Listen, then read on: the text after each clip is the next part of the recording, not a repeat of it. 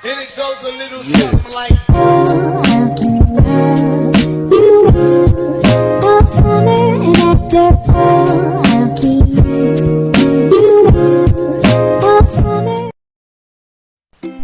Assalamualaikum warahmatullahi wabarakatuh. Hai teman-teman, perkenalkan kami dari kelompok 8. Pada kesempatan kali ini, kami akan membahas materi tentang Risk Based Audit. Saya, Aisyah Wulandari, dengan NPM 062040512393 sebagai ketua kelompok, dan dua rekan saya Desrina dengan NPM 062040512395. Saya Zahwa Aliawati dengan NPM 062040512404. Berikut ini video pembahasan tentang Risk Based Audit. Dalam pembahasan kali ini, terdapat beberapa submateri yang akan dibahas, yaitu yang pertama, definisi, yang kedua, latar belakang, yang ketiga, tujuan, yang keempat, manfaat, yang kelima, peranan, dan yang terakhir, tahapan Risk Based Audit. Sebelum kita masuk ke submateri, mari kita cari tahu terlebih dahulu apa itu audit, program audit, dan tujuan dari program audit itu sendiri. Apa sih audit itu?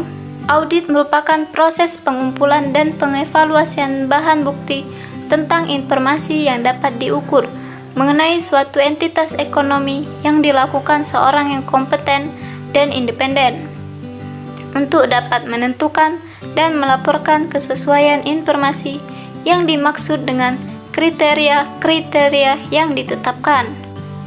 Selanjutnya, program audit. Program audit adalah serangkaian kebijakan dan prosedur untuk menentukan bagaimana evaluasi bisnis dan proses audit harus dilakukan. Audit program pada umumnya melibatkan petunjuk khusus seperti apa, berapa banyak bukti yang harus dikumpulkan dan evaluasi, serta mengumpulkan dan menganalisis data tersebut, dan termasuk juga kapan hal tersebut harus dilakukan.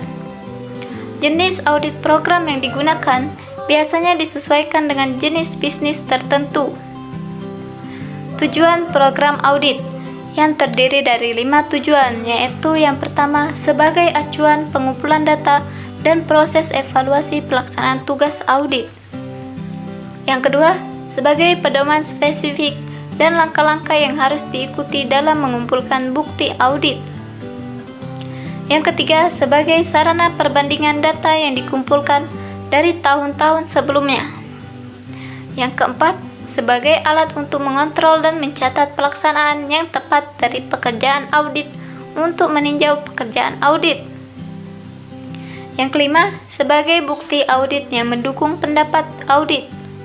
Selanjutnya, definisi audit berbasis resiko atau Risk Based Audit adalah metodologi pemeriksaan yang dipergunakan untuk memberikan jaminan bahwa resiko telah dikelola di dalam batasan resiko yang telah ditetapkan manajemen pada tingkatan korporasi. Pendekatan audit ini berfokus dalam mengevaluasi resiko-resiko, baik strategis, finansial, operasional, regulasi, dan lainnya yang dihadapi oleh organisasi. Dalam audit berbasis resiko, resiko-resiko yang tinggi diaudit sehingga kemudian manajemen bisa mengetahui area baru mana yang beresiko dan area mana yang kontrolnya harus diperbaiki. Risk Based Audit memastikan bahwa seluruh tanggung jawab manajemen telah dilakukan secara efektif. Tanggung jawab manajemen yang utama termasuk memastikan internal kontrol telah memadai dan manajemen risiko telah dilakukan dengan tepat, diikuti oleh berbagai fungsi dan unit kerja di perusahaan. Nah, sebelum memasuki manfaat, peran, dan tujuan dari Risk Based Audit, kita akan membahas mengenai latar belakang dari Risk Based Audit.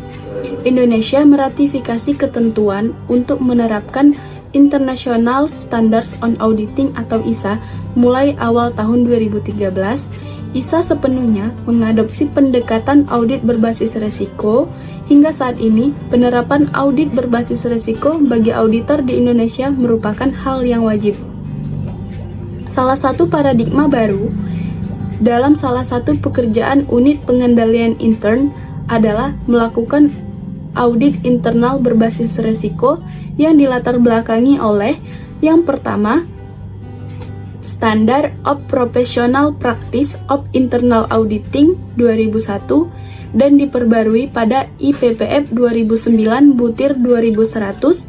Yang kedua, Peraturan Bank Indonesia Nomor 1/PBI/1999 tentang penugasan Direktur Kepatuhan dan penerapan standar pelaksanaan fungsi audit intern bank umum.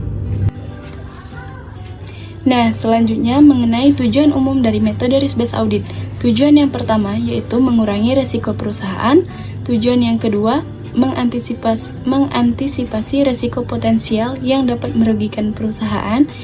Dan tujuan yang ketiga, melindungi perusahaan dari kejadian yang tidak diduga-duga dan mengantisipasi sebelum kejadian tersebut benar-benar terjadi. Selanjutnya, mengenai manfaat dari metode risk-based audit. Manfaat yang pertama yaitu meningkatkan kemampuan mengidentifikasi kesalahan dalam laporan keuangan. Manfaat yang kedua, sistem check dan balance organisasi. Manfaat yang ketiga, mengungkap temuan mengenai kelemahan yang dimiliki oleh manajemen.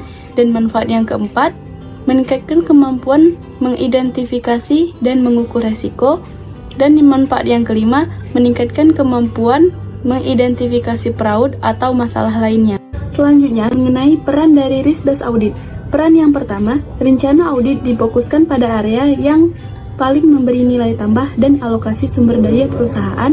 Yang kedua, internal audit akan memiliki early warning signal dan penanganan risiko dapat dilakukan lebih proaktif dan dini.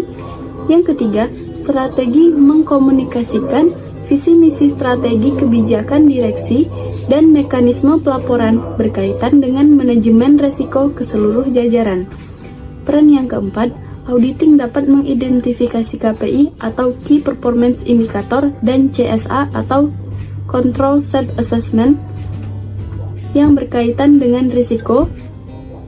Peran yang kelima, risk-based audit mengikut sertakan stakeholder utama dan komunitas investasi dalam kegiatan dan perkembangan manajemen risiko perusahaan. Dalam risk-based audit terdapat 3 tahapan. Menurut Theodorus M. Tuanakota dalam bukunya Audit Berbasis ISA, International Standard on Auditing, tahapan dalam audit terbagi menjadi 3 besaran. Yang pertama, risk assessment atau menilai risiko. Yang kedua, risk response atau menanggapi risiko. Dan yang ketiga, reporting atau pelaporan. Tahapan yang pertama pada risk-based audit yaitu risk assessment. Pada tahapan ini, seorang auditor akan melaksanakan prosedur penilaian risiko untuk mengidentifikasi dan menilai risiko salah saji material dalam laporan keuangan dengan tujuan memberikan informasi berbasis bukti dan analisis untuk memberikan keputusan bagaimana cara mengatasi risiko tersebut dan bagaimana memilih dari beberapa opsi. Proses risk assessment yang pertama yaitu identifikasi rasio. Penilaian risiko pada proses ini dapat kita lihat dari apa yang dapat terjadi, kapan, di mana, bagaimana mendefinisikan risiko tersebut, dan mengkategorikan risiko. Contohnya dari identifikasi rasio ini, seorang auditor akan dapat memperoleh pemahaman strategi bisnis klien dan memproses serta menilai risiko. Identifikasi rasio ini sendiri dilakukan untuk menggali kejadian-kejadian dalam melaksanakan tindakan dan kegiatan yang mungkin dapat menghambat pencapaian tujuan atau sasaran. Dengan kata lain, identifikasi rasio adalah kegiatan untuk mencapai dan mendata risiko yang ada yang terkait dengan tujuan dan aktivitas organisasi atau bisnis proses. Proses yang kedua yaitu analisis rasio. Penilaian risiko dengan proses ini kita memungkinkan menentukan level risiko dan memastikan konsekuensi atau pengaruh dari risiko itu sendiri.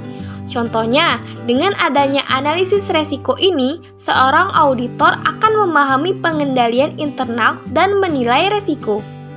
Pengendalian analisis resiko merupakan suatu proses yang sistematis untuk menentukan seberapa sering suatu peristiwa dan dampak resiko yang mungkin terjadi dan seberapa besar konsekuensi yang timbul dari peristiwa tersebut. Tujuan dari adanya analisis rasio ini yaitu untuk memahami resiko yang penting untuk dikelola secara aktif dan menyediakan data untuk membantu menentukan prioritas menolak penanganan dari resiko tersebut. Proses yang ketiga yaitu evaluasi rasio. Penilaian resiko dengan proses ini kita melakukannya dengan cara mengidentifikasi resiko yang dapat ditoleransi dan memprioritaskan resiko mana yang lebih tinggi. Tahapan ini dimaksud untuk membantu proses pengendalian keputusan berdasarkan hasil analisis rasio. Evaluasi rasio ini sendiri merupakan proses perbandingan antara level rasio yang ditemukan selama proses analisis dengan kriteria resiko yang diterapkan sebelumnya. Dengan kata lain, hasil dari evaluasi rasio ini menunjukkan peringkat resiko mana yang memerlukan penanganan atau minus mitigasi lebih lanjut dengan mengacu pada tingkat resiko yang dapat diterima. Tahapan yang kedua pada risk-based audit yaitu risk response. Pada tahapan ini, seorang auditor akan menilai resiko bawaan dan resiko pengendalian pada tingkat laporan keuangan dan pada tingkat asersi untuk setiap jenis transaksi, saldo akun, dan pengungkapan. Beberapa jenis tanggapan terhadap suatu resiko telah diidentifikasi dan dinilai, yaitu avoid atau menghindari, reduction atau kurangi, sharing, pindahkan, dan terima. Tahapan yang terakhir atau yang ketiga yaitu reporting atau pelaporan. Pada tahapan ini meliputi merumuskan pendapat berdasarkan bukti audit yang diperoleh, membuat dan menerbitkan laporan yang tepat dan sesuai kesimpulan yang sudah ditarik. Bukan hanya itu ya, seorang auditor juga harus menelaah kewajiban bersyarat dan komitmen, yaitu potensi kewajiban masa yang akan datang pada pihak ketiga untuk jumlah yang tidak dapat diketahui sebagai akibat dari aktivitas yang telah terjadi, serta menelaah peristiwa kemudian. Itu saja yang bisa kami sampaikan, semoga bermanfaat. Kami pamit undur diri. Wassalamualaikum warahmatullahi wabarakatuh.